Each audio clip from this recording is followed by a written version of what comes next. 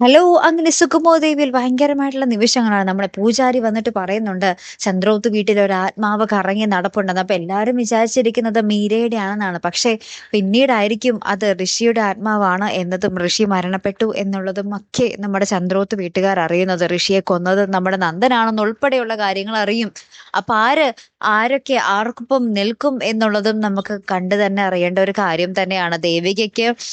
ദേവിക ആ ഒരു ഇപ്പൊ ഒരു എംഎൽഎ ആയിട്ട് തുടരുകയാണ്. അപ്പൊ ഒരു നിയമത്തിന്റെ വഴിക്ക് വെച്ച് പോവുകയാണെങ്കിൽ നന്ദനെ ശരിക്കും അറസ്റ്റ് തന്നെ ചെയ്യണം അല്ലെ?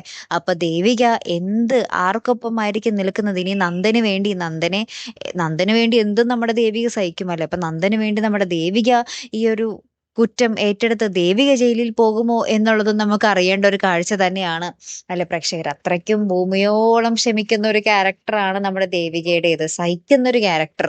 അപ്പൊ എന്തായാലും നമുക്ക് നോക്കാം, എന്തെങ്കിലുമൊക്കെ കഥാ വഴിത്തിരിവ് വരും അല്ലെ? കാത്തിരുന്ന് തന്നെ കാണാം ട്ടോ. അപ്പൊ അടുത്തൊരു വീഡിയോയുമായി വരുന്നത് വരയ്ക്കും ഗുഡ് ബൈ.